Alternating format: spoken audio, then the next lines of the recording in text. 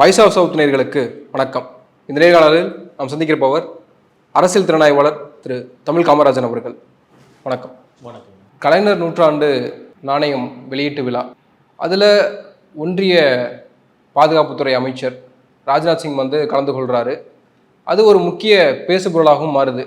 இது திமுக பாஜக ஒரு ரகசிய கூட்டணியில் இருக்காங்க. அவர்கள் எப்படி நடந்து கொள்கிறாங்க, அவர்களுடைய தன்மை, அவர்கள் பரிமாறிக்கொள்கிற அந்த அன்பு, இதெல்லாமே பார்க்கிற பொழுது ஒரு சந்தேகம் இயல்பாக மக்களுக்கு ஏற்படுது அப்படின்ற ஒரு பார்வை இருக்குது. அது நீங்கள் எப்படி பார்க்குறீங்க? மக்கள் எப்படி அதை புரிஞ்சுக்கொள்ளணும்? இந்த நூற்றாண்டு விழாவுக்காக நாணயங்கள் வெளியிடுறது அப்படிங்கிறது ஒரு புகழ்பெற்ற தலைவர்களுக்கு, மக்களிடையே புகழ்பெற்ற முக்கியமான நாட்டில் மிக முக்கியமான தலைவர்களுக்கு வெளியிடுவது இயல்பான ஒன்று தான். 2007ஆம் ஆண்டு அண்ணாவினுடைய நூற்றாண்டு, அதை ஒட்டி 2009ஆம் ஆண்டு அவருக்கு ஒரு நாணயம் வெளியிட்டார்கள். 5 ரூபாய் நாணயத்தில் அண்ணாங்கிற அந்த முகப்பு, அவருடைய முகப்பு பொறித்த அவருடைய முகம் பொறித்த அந்த நாணயம் வெளியிட்டார்கள். அந்த நாணயம் 5 ரூபாய் நாணயமாக புழக்கத்தில் இருக்கிறது. இது புழக்கத்தில் இருக்கக்கூடிய நாணயங்கள், புழக்கத்தில் இல்லாமல் சேகரிப்புக்காகவும் சில தலைவர்களுக்கு நாணயங்கள் வெளியிடுகிறார்கள். அதுபோல் இப்பொழுது நாணயம் வெளியிட்டிருக்கிறார்கள். அதே போல் அஞ்சல் தலையும் வெளியிடுகிறார்கள். இதெல்லாம் சில அமைப்புகள் அல்லது அரசு, மாநில அரசாங்கங்கள் அல்லது சில அமைப்புகள் அல்லது சில தனிநபர்கள் இந்த துறைக்கிட்ட விண்ணப்பமாக கொடுப்பார்கள். அவர்கள் வெளியிடுவதா வேண்டாமா என்று முடிவு செய்து அதை வெளியிடுவார். இதுக்கான விண்ணப்பத்தை தமிழ்நாடு அரசாங்கம் கோரிக்கையை முன்பே வைத்தது, தேர்தலுக்கு முன்பே வைத்திருந்தது, முடிவெடுக்கவில்லை. அதுக்கு பிறகு முடிவெடுத்து இப்பொழுது வெளியிட்டுள்ளார்கள். தமிழ்நாடு அரசாங்கம் நாணய வெளியீட்டு விழாவை பெரிய அளவில் நடத்தியிருக்கின்றார்கள். இதுதான் நடந்திருக்கு. இதில் அவங்க நெருக்கமாக இருப்பது போல் 2 பேரும் பேசிக்கொள்வது, 2 பேரும் பேசிவிட்டு சிரித்து கொள்வது, இதையெல்லாம் க்ளோஸ்அப்பில் காட்டுறாங்க.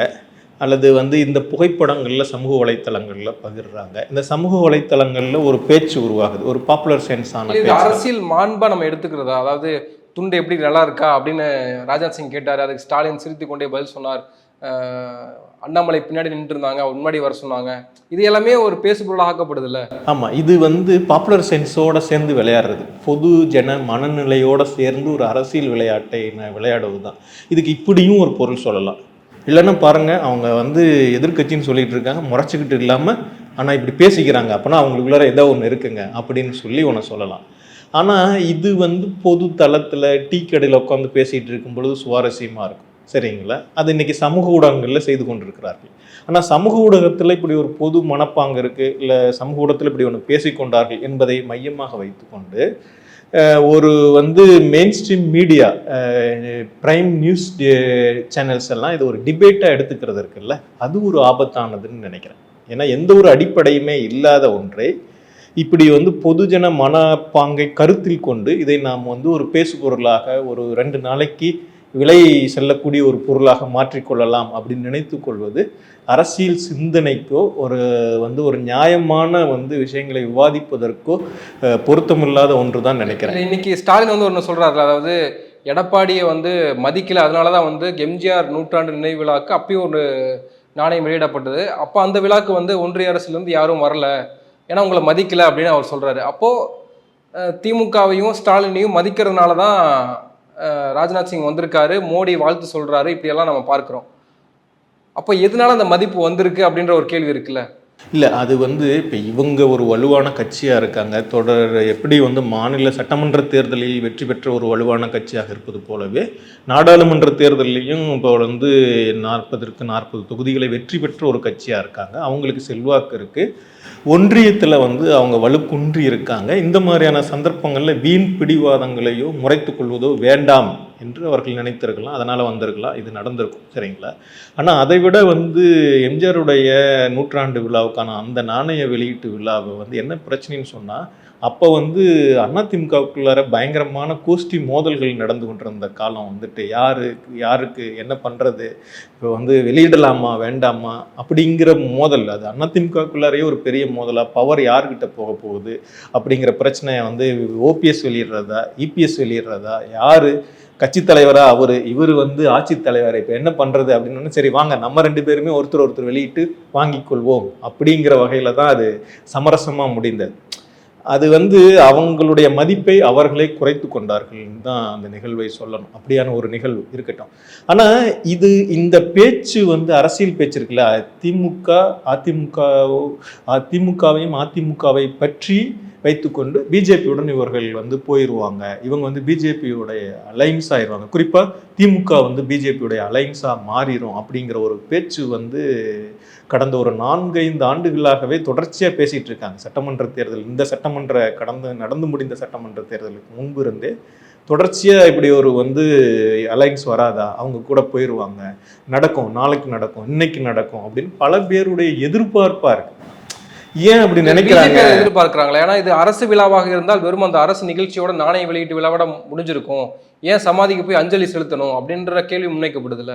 அதுல வந்து ஒரு பிரச்சனை ஒன்று இருக்கு. இது வந்து பிஜேபியோட எதிர்பார்ப்பு அல்ல, நடுநிலை விமர்சகர்கள் அப்படின்னு சொல்லிக்கிறவங்க, அரசியல் பார்வையாளர்கள் அப்படின்னு சொல்றவங்க பொதுமக்களிடம் ஒரு போலியான எண்ணத்தை, அரசியலை பற்றி பேசும் பொழுது அரசியல் உணர்ச்சியோ அல்லது தீவிரமான அரசியல் நோக்கோ இல்லாமல் பேசுகிற, மக்களை ஏமாற்றுகிற ஒரு பேச்சு தான் எனக்கு தோணுது. ஏன்னு சொல்றேன் சரிங்களா? என்ன நடக்குதுன்னு சொன்னா, இப்போ ஏடிஎம்கே கூட வந்து பிஜேபி பல முறைகள் வந்து கூட்டணியில் இருந்திருக்காங்க. திமுக கூட அந்த 99 அந்த கூட்டணி தான் அவங்க வந்து எடுத்தது. அந்த முடிவு தவறு, அதில் பிரச்சனை இருக்குது அப்படின்னு உணர்ந்து அதுக்கு பிறகு விலகிட்டாங்க. ஆனால் வந்து 2001 விலகிட்டாங்க. இது தவிர வந்து அவங்க திரும்ப வந்து இது பண்ணலை. பிஜேபி கொண்டிருக்கிற கொள்கைகளுக்கு நேர் எதிரான கட்சியாக டிஎம்கே தொடர்ச்சியாக செயல்பட்டு கொண்டிருக்கிறது.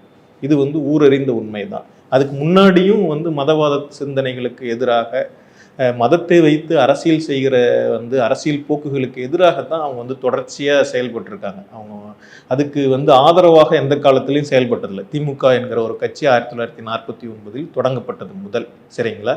பல நேரங்களில் வந்து ஒரு பொதுவான நோக்கத்திற்காக, இப்போ வந்து எமர்ஜென்சி எதிர்க்கிறது, இந்த மாதிரியான சமயங்களில் எல்லோரும் ஒன்றுபடுவது அப்படிங்கிற பொருளில் வேணும்னா எல்லாரும் ஒரு அணியில் நின்றுக்கலாம். அதுக்கு பேர் கூட்டணி அப்படிங்கிறது அல்ல அதனுடைய பொருள் சரிங்களா? அதையும் எடுத்துக்கிட்டு வந்து பேசுவாங்க. அதெல்லாம் வந்து ஒரு மிகப்பெரிய ஒரு பொலிட்டிக்கல் டாஸ்க். இந்த நாட்டை பாதுகாப்பது குறித்த ஒரு பொலிட்டிக்கல் டாஸ்க்கு, ஜனநாயகத்தை பாதுகாப்பது குறித்த ஒரு அரசியல் பணி அப்படிங்கிறதுனால நடந்த ஒன்று. அதை விட்டுட்டு பார்த்தோம்னா இந்த இதை தவிர அவங்க வந்து ஒரு பொலிட்டிக்கல் அலைன்ஸ், இயல்பாகவே அவங்களுக்கும் இவங்களுக்கும் ஒத்த கொள்கை இருக்குதுங்கய்யா, அதனால இவங்க 2 பேரும் ஒரு கூட்டணியில் வந்துருவாங்க அப்படின்னு சொல்றதுக்கு எந்த சாத்தியமும் இல்லை. சில அரசியல் நிர்பந்தங்கள் இருந்தால் ஒழிய கடும் அரசியல் நிர்பந்தங்கள் வந்து இனிமே அவங்களால யாராவது ஒருத்தருக்கு வந்து, குறிப்பா டிஎம்கேவுக்கு வந்து இது இனிமே வாழவே முடியாத சூழ்நிலை, இந்த ஒரு கூட்டணி தான் நம்மளை வந்து இது பண்ணும் அப்படின்னு சொல்லி ஒரு சந்தர்ப்பம் ஏற்பட்டோ, அல்லது நாட்டு நலன் அல்லது அரசியல் நலன், அவர்கள் எதை நன்மை நினைக்கிறார்களோ அந்த மாதிரியான சந்தர்ப்பங்கள்ல வேணா பிஜேபியோட அவங்க கூட்டணிக்கு போகலாம். 99வது ஆண்டு கூட்டணி அப்படிப்பட்ட ஒரு கூட்டணி தான். அவங்க வந்து ஜெயலலிதா போய் வந்து அவங்க வந்து முன்னாடி அவங்களோட சேர்ந்து தான், ஜெயலலிதாவோட சேர்ந்து தான் அந்த அமைச்சரை அமைச்சாங்க. இவங்க வந்து அவங்கள கலைக்கிறதுக்கான காரணமாக சொன்னதே, வாபஸ் வாங்குறதுக்கான காரணமாக சொன்னதே திமுக ஆட்சியை கலைக்கவில்லை, அதனால் நான் இது வாபஸ் வாங்குறேன் அப்படின்னு சொன்னாங்க. அதுக்கப்புறம் வந்து இதான பிறகு இந்த ஒரு தேர்தலை சந்தித்து திரும்பவும் வாஜ்பாய் அவர்கள் ஆட்சி அமைத்தார். இதெல்லாம் இருக்கட்டும். இவ்வளவு வந்து இந்த அரசியல் நிர்பந்தம், அரசியல் சூழல்கள் எதையுமே கணக்கில் எடுத்துக்காம சொல்றது இருக்குல்ல. ஆனால் அதிமுகவை நீங்கள் இன்னொரு பக்கம் எடை போட்டு பாருங்கள். அதிமுக திமுகவினுடைய ஒரு நிழல் போன்ற ஒரு கட்சியாக இருந்தாலும் கூட அது வந்து எப்பொழுதுமே வந்து தன்னை வந்து ஒரு திமுக போன்ற ஒரு கொள்கை பிடிவாதம் உள்ள கட்சியாக காட்டிக்கொண்டதும் இல்லை. நாங்கள் வந்து அப்படியே கொஞ்சம் கொஞ்சமாக வந்து ரைட் விங் பார்ட்டியாக தன்னை வந்து நினைத்து கொள்கிற, இல்லைன்னா ரைட் விங் பார்ட்டிகளோட கூட்டணி வைத்துக் கொள்வதில் எந்த தயக்கமும் காட்டாத ஒரு அரசியல் கட்சியாக தான் அது முழுக்கவே வளர்ந்து வந்திருக்கு சரிங்களா?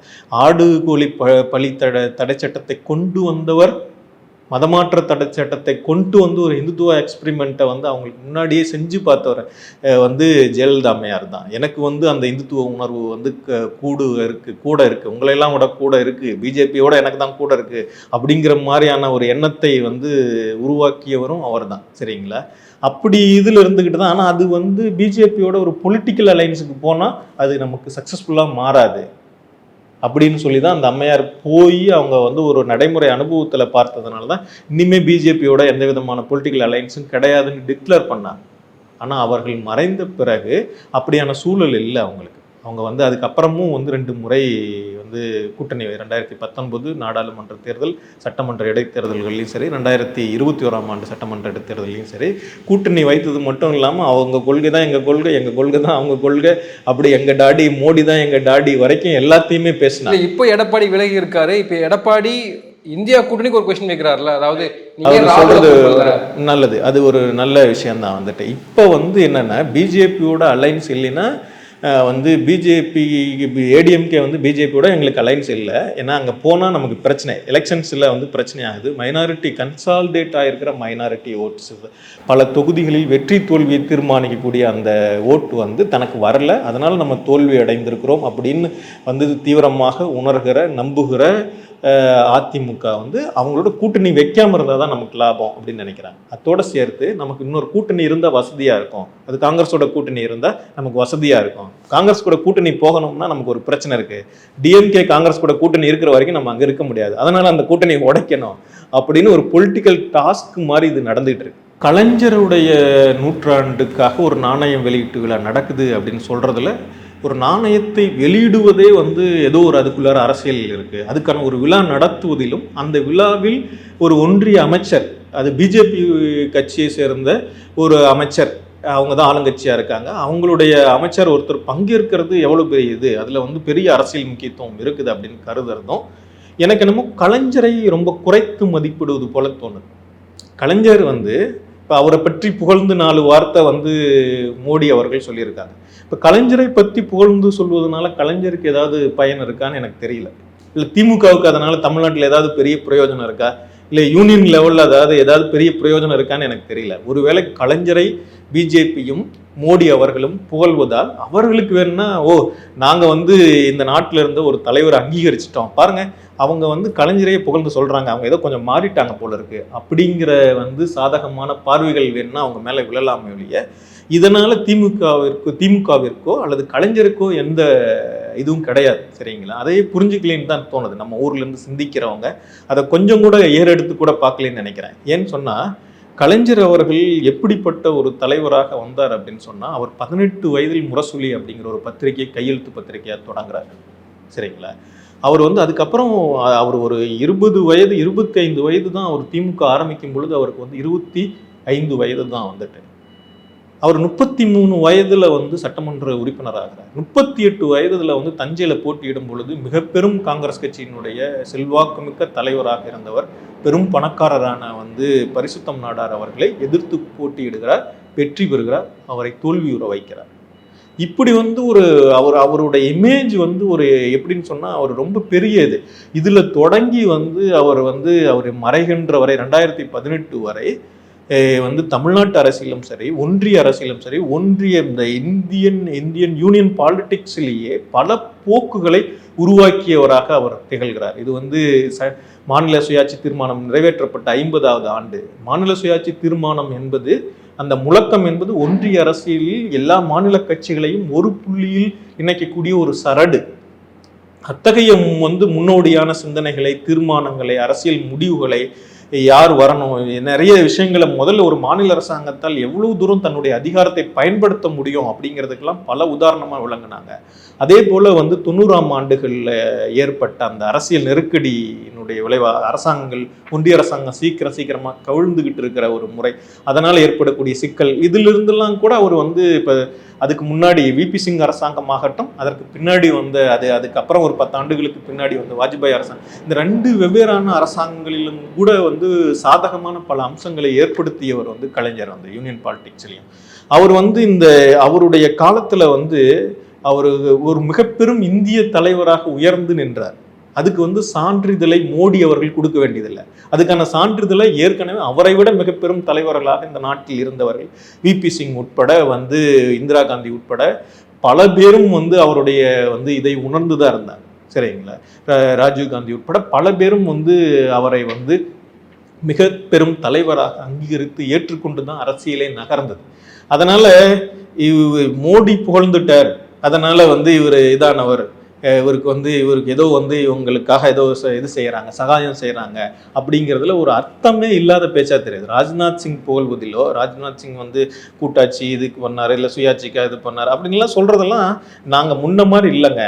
பிஜேபி இப்போ என்ன சொல்லுதுன்னா, இப்போ ஒரு மைனாரிட்டி கவர்மெண்ட்டு ஒன்றுமே இல்லை, அவங்க நாங்கள் முன்ன மாதிரி இல்லைங்க அப்படின்னு சொல்லிக்கிறதுக்கு வேணும்னா இந்த பேச்சுக்கெல்லாம் பயன்படுமே ஒழிய, அதுக்கு தான் இந்த பேச்சு அரசியல் அவங்களுக்கு அரசியல் பலனை அளிக்குமே ஒழிய, மற்றபடி பலனுமே இல்லை. அது திமுகவிற்கோ கலைஞருக்கோ வேற யாருக்குமே அதனால பிரயோஜனம். பிஜேபி தன்னை ஒரு மென்மையானவர்களாக காட்டிக்கொள்வதற்கு தான் இந்த பேச்சுக்கள் பயனுடையதாக இருக்கும் என்று எனக்கு தோன்றுகிறது.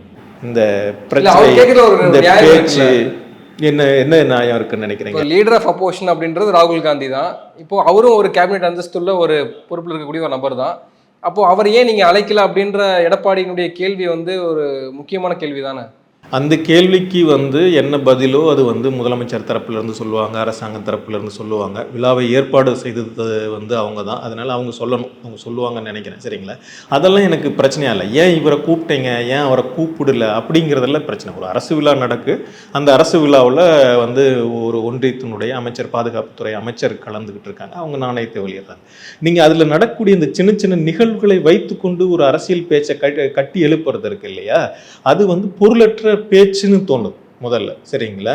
இதிலிருந்து இந்த ஒரு பொதுஜன மனநிலையிலிருந்து இப்படியான, ஏன் நீங்க 2 பேரும் சிரிச்சு பேசிக்கிட்டீங்க, அப்போ உங்களுக்குள்ளார ஏதோ ஒரு உறவு இருக்குது அப்படின்னு சொல்றது ஒரு அர்த்தமற்ற பேச்சு. இல்லை நீங்க முறைச்சிக்கிட்டு இருந்தீங்கன்னா பார்த்துக்கங்களேன், உங்களுக்குள்ளார இன்னொரு பக்கம் பேச்சை தொடங்குவாங்க. நீங்க அரசியல் நாகரிகமே இல்லை, அரசியல் பண்பே இல்லாமல் இருக்கிறீங்க அப்படின்னு சொல்லுவாங்க. இந்த 2 பேச்சுமே சிக்கலானது. இது 2மே இந்த பொதுஜனம் இப்போ மோடியின் முன்னாடி ஒரு ஒன்றிய அரசாங்கம் நடத்தின ஒரு அரசு விழாவில், இந்த ஒரு திட்டத்தை தொடங்கி வைக்கக்கூடிய விழாவில் தலைமை அமைச்சர் மோடி அவர்கள் கலந்து கொண்ட பொழுது, அந்த விழாவில் முதலமைச்சராக ஸ்டாலின் அவர்கள் கலந்து கொண்ட பொழுது வெறும் முழக்கம் மட்டும் தான் எழுப்புனாங்க. இப்போ மோடி கேஜே என்னமோ அந்த முழக்கம், முதலமைச்சர் வாழ்க, அந்த முழக்கம் எழுப்புனதுல 2 பிரிவினராக இருந்தாங்க. இப்போ நீங்கள் அதில் திமுக காரர்கள் நீங்கள் அதிகமாக கட்சிக்காரர்களை கொண்டு அமர வைத்து விட்டு நீங்க எங்களுக்கு இது பண்ணாம எங்க தலைவரை அவமானப்படுத்திட்டாங்கன்னு ஒரு பேச்சு ஒன்று வந்துச்சு. அந்த நிகழ்ச்சி ஒளிபரப்பான அதே நேரத்தில் அதற்கு பிறகு முதலமைச்சர் அவர்கள் தமிழ்நாட்டினுடைய கோரிக்கைகளை எழுப்பிய பொழுது நீங்க எப்படி அவர்கிட்ட இப்படி ஒரு கேள்வியை எழுப்புவீங்க அப்படின்னு கேட்டாங்க. இதே பிஜேபிக்காரர்களும் அவர்களுடைய நண்பர்களாக இருப்பவர்களும் அல்லது எதிர்கட்சியாக தங்களை கருதி கொண்டவர்களும் அப்படி கேள்வி எழுப்பினாங்க. இதுல ஒரு அரசியல் கோரிக்கை எழுப்புனா உங்களுக்கு அதுல அரசியல் பண்பு இல்லை அப்படின்னு தோணுது. அதே நேரத்துல ஒரு 2 மனிதர்கள் இயல்பா சந்திச்சு பேசிக்கிட்டு சிரிச்சுக்கிட்டா உடனே இதுல ஏதோ ரகசிய உறவு இருக்குது அப்படின்னு தோணுது. எங்கிருந்து ஆரம்பிக்குதுன்னா, இந்த ஆளுநரினுடைய இந்த சுதந்திர தின விழா தேநீர் விருந்திலிருந்தே அது சர்ச்சை ஆரம்பிக்குது. முதல்ல திமுக சார்பில் யாரும் கலந்துக்க போறதில்லைன்னாங்க, அதுக்கப்புறம் அரசு சார்பில் முதலமைச்சர் அமைச்சர்களும் கலந்துக்க போறாங்க அப்படின்னு சொன்னதுலேருந்து தான் அதை ஒட்டி தான் அண்ணாமலை அழைப்பு விடுத்தாரு, நீங்க தேநீர் விருந்துகளை கலந்துக்கணும், நீங்கள் எனக்கு நாணய வெளியீட்டு விழா கூப்பிட்டுருக்கீங்க, நான் கலந்துக்க போகிறேன், அதே மாதிரி நீங்களும் தேநீர் விருந்துக்கு கலந்துக்கணும். அண்ணாமலையினுடைய கோரிக்கைக்கு ஏற்றவாறு தான் ஸ்டாலின் கலந்துக்கிட்டாரு தேநீர் விருந்தில் அப்படிலாம் எடப்பாடி சுட்டி காட்டுறாருல அந்த விஷயம். இல்லை, எனக்கு தெரிஞ்சு இந்த பேச்சு இப்போ ஆளுநர் தேநீர் விருந்தெல்லாம் இல்லை. இந்த நாடாளுமன்ற தேர்தல் நடந்ததல்ல, 2024 நாடாளுமன்ற தேர்தலுக்கு முந்தைய ஒரு 6 மாதத்துக்கு முன்னாடி இருந்தே எப்படியாவது இந்த கூட்டணியை விட்டு காங்கிரஸை வெளியில் கொண்டு அந்த இடத்துல நான் வாங்க, நாங்கள் காத்துக்கிட்டு இருக்கோம், உங்களோட எங்க கூட பேசிக்கிட்டு இருக்காங்க, காங்கிரஸ் எங்களுடன் பேசி கொண்டிருக்கிறது அப்படின்னு எல்லாம் அதிமுகவினுடைய தலைவர்கள் வெளிப்படையாக பேசினாங்க. ஏன்னா அப்படியான ஒரு விருப்பம் அதிமுக கிட்ட இருக்கு.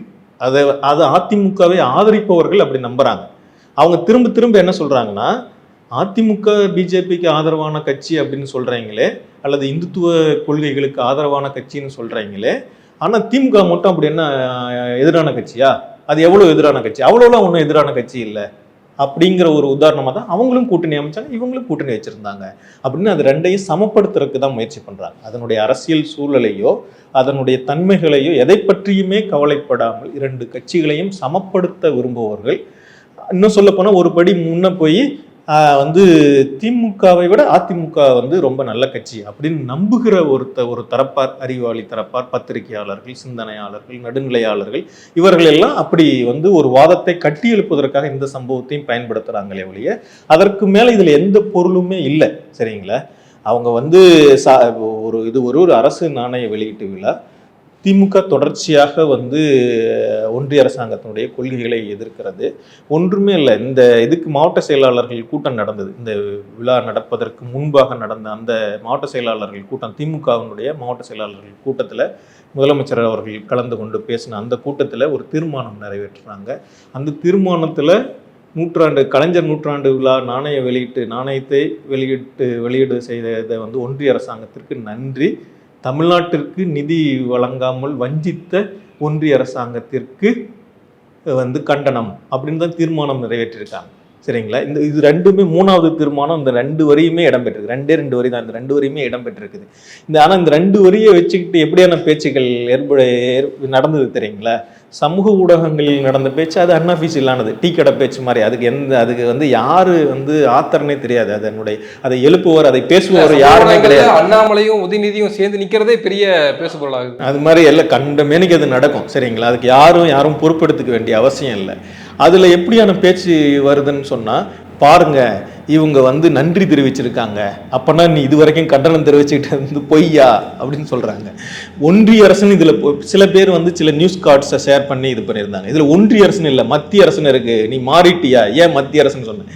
அவங்க ஸ்டேட்மெண்ட் வந்து வழக்கமாக ஒன்றிய அரசுன்னு தான் பயன்படுத்துகிறாங்க. ஆனால் பத்திரிகைகள் எல்லாம் ஒன்றிய அரசுன்னு பயன்படுத்துறதில்ல. பத்திரிகைகளோ பல வந்து செய்தி சேனல்களோ அவங்க வழக்கமாக வந்து தங்களுடைய மொழிநடை எப்படி இருக்கோ மத்திய அரசுனே பயன்படுத்திட்டு இருக்காங்க.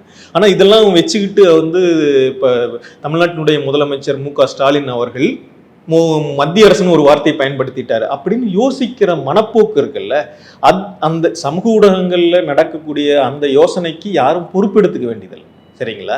ஆனால் இதையே நீங்கள் ஒரு செய்தியாளர், ஒரு செய்தி சேனல் அல்லது வந்து ஒரு வந்து நடுநிலையாளர் அல்லது அரசியல் விமர்சகர் அப்படின்னுங்கிற ஒருத்தர் கருத்து கூறுனார்னு வச்சுங்களேன், அது வந்து பொருள் இல்லாத ஒன்று, அர்த்தமற்ற ஒன்று. அப்படிதான் வந்து மூத்த பத்திரிகையாளர்கள் அவர்கள் வந்து கருத்து சொல்லியிருக்காங்க. மணி ஓகே, இதில் வந்து திமுக இல்லை ஸ்டாலின் வந்து ஒரு டிப்ளமேட்டிக்காக இதை வந்து கையாளுறாங்க அரசு ரீதியாக அப்படின்னு நம்ம எடுத்துக்கலாம். ஆனால் பாஜகவும் அதே நிலைப்பாட்டோடு தான் வந்து கலந்துக்கிறாங்க, அந்த விஷயங்களை சொல்கிறாங்க. கலைஞரை பற்றி பேசுகிற பொழுது முன்பே வந்து ஸ்டாண்டிங் ஓவேஷன் கொடுக்கணும்னு ராஜ்நாத் சிங் சொல்கிறாரு.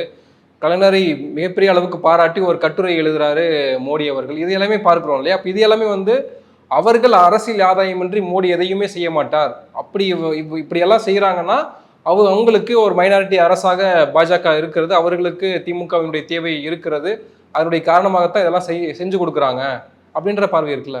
இல்லை, இது இப்போ வந்து இந்த கருத்தையும் முன்னாடி சொன்ன கருத்தையும் மூத்த பத்திரிகையாளர் மணி அவர்கள் தான் சொல்லியிருக்காங்க. அவங்க வந்து அரசியலில் நீண்ட காலம் அரசியலை கவனிச்சுட்டு வர்றவங்க. ஆனால் அவங்க வந்து இப்படி ஒரு பொதுஜன மனப்போக்கிலிருந்து சில வாதங்களை கட்டி எழுப்புறாங்க, அது ஒரு அரசியல் கருத்தாக வந்து கருதுறாங்கன்னே எனக்கு புரியல. ஏன்னு சொன்னால் இப்போ இது வந்து ஒரு பப்ளிக் ஸ்டேட்மெண்ட், இது வந்து ஒரு பொத்தாம்பொதுவான ஒரு ஸ்டேட்மெண்ட், வந்து காமன் ஸ்டேட்மெண்ட் தான். சரிங்களா? இப்போ வந்து எதையுமே அரசியல் ஆதாயம் இல்லாமல் யார் ஒருத்தரும் செய்ய மாட்டாங்க. இதுக்குள்ளார ஏதோ ஒரு அரசியல் ஆதாயம் மோடி செய்ய மாட்டார். அதுக்குள்ளார அவரு பெரிய ராஜதந்திரி, அரசியல் ஆதாயம் இல்லாமல் எதையுமே செய்ய மாட்டார், இதுக்குள்ளார ஏதோ ஒன்று இருக்குது. சரிங்களா? அப்படின்னு சொல்றாரு. இப்போ ரவீந்திரன் துரைசாமி அவர்களும் கூட ஒரு கருத்து சொன்னாங்க. 2 பேரும் வந்து நட்பா இருக்க விரும்புறாங்க, பகையா இருக்க விரும்பல, ஆனால் கூட்டணியெல்லாம் ஒன்றும் அமைக்க மாட்டாங்க அப்படின்னு சொன்னாங்க. இவங்க கூட்டணியை நோக்கி போயிட்டு இருக்காங்க அப்படின்னு சொல்றாரு. ஏன்னா அவர் சொல்றாரு கூட்டணி அமைத்தால், ரவீந்திரன் துரைசாமி சொல்றாரு கூட்டணி அமைத்தால் 2 பேருக்குமே லாபம் கிடையாது, அதனால அமைக்க மாட்டாங்க. இவர் சொல்றாரு இல்ல 2 பேருமே கூட்டணி அமைப்பாங்க. இந்த மாதிரியான ஸ்டேட்மெண்ட்ஸ்லாம் இருக்குல்ல, இதெல்லாம் வெறும் ஊகங்கள் தான், அரசியல் ஊகங்கள். இந்த அரசியல் ஊகங்களுக்கு அரசியல் கட்சிகள் பொறுப்பெடுத்துக் கொள்ள முடியாது அப்படிங்கிறது மட்டும் இல்லாமல் பொதுஜனங்களுக்கும் இதனால எந்த பிரயோஜனமும் கிடையாத ஒரு ஊகங்கள் தான். எதுவுமே அரசியல் நடவடிக்கைகள் நடந்தால் மட்டும்தான் வந்து நிதர்சனம். அதுக்கு முன்னாடி பேசிட்டு இருக்கிறதுல அர்த்தம் கிடையாது. சரிங்களா? ஒன்னா. 2வது, இப்போதைய நிலைக்கு அவங்க வந்து கூட்டணியை பத்தி பேசல, அரசியல் இதை பத்தி பேசல. தொடர்ச்சியா ஒரு அரசியல் கட்சி வந்து திமுக என்கிற வந்து ஒரு அரசியல் கட்சி, பிஜேபி என்கிற ஒரு ஒரு பாசிச கட்சி அங்க வந்து பாசிச ஆட்சியை நடத்திட்டு இருக்குது, அதனுடைய ஆட்சியை வீழ்த்துவதுதான் நம்முடைய கடமை அப்படின்னு சொல்லி ஒரு வந்து கடந்த நாடாளுமன்ற தேர்தலுக்கு முன்பிருந்தே தொடர்ச்சியா வந்து இந்தியா கூட்டணி என்கிற ஒரு கூட்டணியை கட்டி எழுப்புவதற்கு முயற்சி செய்து எல்லா கட்சிகளையும் இழுத்துக்கிட்டு வந்து எல்லா மாநில கட்சிகளையும் இழுத்துக்கிட்டு வந்து அதுல கோத்து விட்டு எல்லாரும் அதுலயே தான் இருக்கணும் அப்படிங்கறக்கான யோசனைகள்லாம் சொல்லி இன்னும் வலுவாக 2019 அப்படியான முயற்சியை தொடர்ச்சியாக மேற்கொண்டு வருகிற கட்சி. சரிங்களா? இப்போ இந்த அதற்கு முந்தைய 5 ஆண்டுகள்ல இருந்தே அதை செஞ்சுக்கிட்டு இருக்காங்க. ஆனா அத்தகைய ஒரு கட்சியை பார்த்து நீங்க இல்லைங்க இன்னைக்கு ராத்திரி வந்து பிஜேபியோட போயிடுவாங்கன்னு எனக்கு தோணுது அப்படின்னு சொல்றீங்க அப்படின்னு சொன்னா, உங்களுடைய அரசியல் அறிவு அல்லது அரசியல் நாணயம் அல்லது என்ன நடக்குது, நான் தகவல் டேட்டாஸ்ல இருந்து என்ன நடக்குதோ அதுல இருந்து நான் சொல்றேன் அப்படின்னு நீங்க சொல்லுவீங்க இல்லையா வழக்கமா, அப்படி யோசிப்பதற்கு பதிலாக உங்களுடைய உள் விருப்பத்திலிருந்து யோசிக்கிறேன். இப்படி போயிட்டா அது நல்லது, வந்து திமுக பிஜேபியோட போயிட்டேன்னா அதிமுக வந்து காங்கிரஸோட வந்து சேர்ந்துட்டுதுன்னா அது எனக்கு என்னமோ நல்ல சௌரியமா இருக்கிற மாதிரி தோணுது அப்படிங்கிறது தான் தோணுது. அதனாலதான் வந்து மூத்த பத்திரிகையாளர் மணி அவர்கள் வந்து பேசும்போது போற போக்குல சொல்றாரு. என்ன சொல்றாருன்னா, பால் தாக்கரேவுக்கு நாணயம் வெளியிட்டு இருக்காங்களா, அவரை விட வந்து கலைஞரை இவருக்கு பிடிக்குமா, இவங்க வந்து அவ்வளவு இதா அப்படின்னு கேட்கிறார். பால் தாக்கரேவுக்கு 2026 தான் நூற்றாண்டு விழாவே வருது. அதையும் வந்து அவர் கொஞ்ச நேரம் கூகுள் பண்ணி பார்த்துட்டு பேசியிருந்தாருன்னா இதை சொல்லியிருக்க மாட்டார். ஆர்குமெண்ட்ஸ் உண்மை போல இருக்கு, ஆனா ஒரு பொய்யான ஆர்குமெண்ட்ஸை ரைஸ் பண்றதுக்கான காரணம் வந்து அவர்களுடைய சார்பு நிலையும் விருப்பமும் தான் காரணமே ஒழிய அரசியல் நடப்புகளை புரிந்து கொள்வதற்கு இந்த மாதிரியான பேச்சுக்கள், இப்படியான ஊக பேச்சுக்கள்லாம் பயன்படாது. அரசியல் நடப்புகளையும் அரசியல் எப்படி நடக்க போகுது அப்படிங்கிறத புரிஞ்சுக்கிறதுக்கு அரசியலை நாம வெளிப்படையா உற்று கவனித்தாலே போதும். அது வந்து இதெல்லாம் அரசு விழாக்கள், 2 கட்சிகள் இருக்குதுன்னு சொன்ன வந்து ஜனநாயக அமைப்பு முறைகளுக்குள்ளார அந்த கட்சிகளினுடைய வந்து அரசியல் முக்கியத்துவத்தை பொறுத்து, அந்த கட்சிகளுடைய அரசியல் வலிமையை பொறுத்து ஒரு கட்சி இன்னொரு கட்சியை அங்கீகரிக்கத்தான் செய்யும். அப்படி அங்கீகரிக்காம ஜனநாயக முறைகள்ல கட்சிகள் இயங்கவே முடியாது. எதிர்கட்சியாவது அந்த கட்சியை அங்கீகரிக்கணும். திமுக விரும்பினாலும் சரி விரும்பாவிட்டாலும் சரி, அது வந்து இன்றைக்கு வந்து ஒன்றியத்தில் ஆளும் கட்சி பிஜேபி, அதை வந்து ஆளும் கட்சியாக அங்கீகரித்து தான் அதனுடைய அரசியலையும் நடவடிக்கைகளையும் அரசு விழாக்களையும் மற்ற எல்லாவற்றையும் நடத்த முடியும். சரிங்களா? அதுக்கு அந்த மாதிரியான ஒரு சாதாரண நிகழ்வுகள் தான் இதுல ஒருத்தரை பார்த்து சிரிக்கிறது, இது பண்றது, கை குலுக்கிறது, இல்லை கொண்டு போய் கோரிக்கையை கொடுக்கறது, ஐயா எங்களுக்கு இதை செய்யுங்க அப்படின்னு சொல்றது, இது எல்லாமே அது இல்லாம எதுவும் வந்து இதுல நடக்காது. சரிங்களா? இதையெல்லாம் வைத்துக்கொண்டு இவங்களோட கூட்டணி வச்சுக்குவாங்களா, அவங்களோட போயிடுவாங்களா அப்படிங்கிற பேச்சு வந்து இப்ப எதிர்கட்சி தலைவர் பேசுறாருன்னு வச்சுங்களேன். சரியா? எதிர்கட்சி தலைவருக்கு இதுதான் வேலை. அவர் வந்து அதனால அவர் பேசலாம். எடப்பாடி அவர்கள் இப்படிலாம் கேள்வி கேட்கறதும் இப்படிலாம் பேசுறதும், நாங்க அப்படி வெளியிட்டோம், நீங்க ஏன் அப்படி வெளியிட்டுங்க, ஏதோ ஒரு இன்னைக்கு எதிர்கட்சி நான் டிவியில வரணும், இன்னைக்கு ஏதாவது கருத்து சொல்லிதான் மைக் கொண்டு போய் நின்றாங்கல்ல, ஏதாவது கருத்து சொல்லுங்க அப்படின்னா, ஓ இப்ப நான் என்ன கருத்து சொல்றது, ஓ இந்த கருத்து சொல்லிட்டு போவோம் அப்படிங்கிற மாதிரியான பேச்சு தானே ஒழிய அது ஆழமான பேச்சா இருக்கணுங்கிற அவசியம் இல்லை. அரசியல் கட்சி தலைவர்கள் ஆழமா பேசணும், ஆனா அவர் அப்படி பேசுறது இல்லை, இருக்கட்டும். ஆனா இதுல வந்து அந்த மாதிரியான பொருள்களை உருவாக்குவதிலும் சிந்திப்பதிலும் இருக்கக்கூடிய சிக்கல் இதுதான் நினைக்கிறேன். நன்றி, நிறைய விஷயங்களை தெளிவுபடுத்திருக்கீங்க. உங்க நேரத்துக்கு மிக்க நன்றி. நன்றி.